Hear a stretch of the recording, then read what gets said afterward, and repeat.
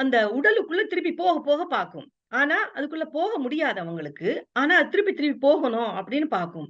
அப்போ இந்த கன்ஃப்யூஷன்ல, பயத்துல என்ன நடக்கும்னா, சில சமயங்கள்ல அவங்க வந்து அ அங்கேயே போகாமல், அதுல வந்து சில பேருக்கு என்ன இன்ட்ரெஸ்ட் வந்துரும்னா, அந்த இறந்த உடனே ஒரு சின்ன ஒரு ஒரு நிகழ்வு நடக்கும் தானே! அதுல வந்து நெறைய பேர் வருவாங்க.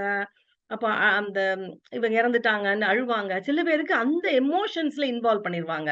அந்த எமோஷன்ல இன்வால்வ் பண்ணின உடனே என்ன நடக்கும்னா, இதுல வந்து சரி, இப்ப நமக்கு ம வாழ்க்கையில இருக்கிறப்போ நமக்கு கொஞ்சம் பேர் நம்மளோட சண்டை போட்டுருப்பாங்க, பேச மாட்டாங்க. அப்படிலாம் இருக்கிறப்போ, அவங்கலாம் வந்து அழறதெல்லாம் பார்க்கிறப்போ, அந்த டிராமா பார்க்கறது அதுல ரொம்ப இன்ட்ரெஸ்ட் வந்துரும் அவங்களுக்கு. அதெல்லாம் பார்த்துட்டு, "பாத்தியா எல்லாரும் நான் இறந்தத என் மேல அன்பு இருக்கு தானே!" அப்படிங்கிற மாரி ஒரு ஒரு கன்ஃப்யூஷன்ல இருப்பாங்க. அதிலேயே அதுல அந்த இன்ட்ரெஸ்ட்ல அதிலேயே பார்த்துட்டு இருப்பாங்க. ஒரு ஃபியூ டேஸ்க்கு. ஃபியூ டேஸ் அங்க என்ன நடக்குது, என்ன நடக்குதுன்னு அப்படியே போய் போய் போய் அதிலேயே இருந்துட்டு இருப்பாங்க. அதுக்கப்புறம் கடைசியா என்ன நடக்கும்னா, சில பேர் வந்து அந்த உடல வந்து அதுக்கப்புறம் எரிச்சுருவாங்க இல்லையா? அப்புறம் எரிச்சதுக்கு அப்புறம் அவங்களுக்கு வந்து சரி, இப்ப முடிஞ்சது நமக்கு. ஓகே. அப்படிங்கிற மாரி அக்செப்டன்ஸ்ல போவாங்க சில பேர்.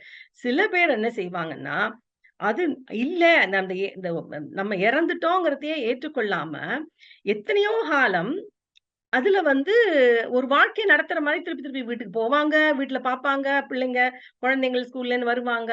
ம் வ அப்புறம் வந்து மனைவியோ, கணவரோ அவங்கலாம் இருப்பாங்க. அதெல்லாம் பார்த்துட்டு இருக்கிறதுல இவங்களுக்கு சந்தோஷம் இருக்கும். கிட்டத்தட்ட ஒரு பேய் மாரி வாழ்க்கை அப்படின்னு கூட சொல்லலாம்.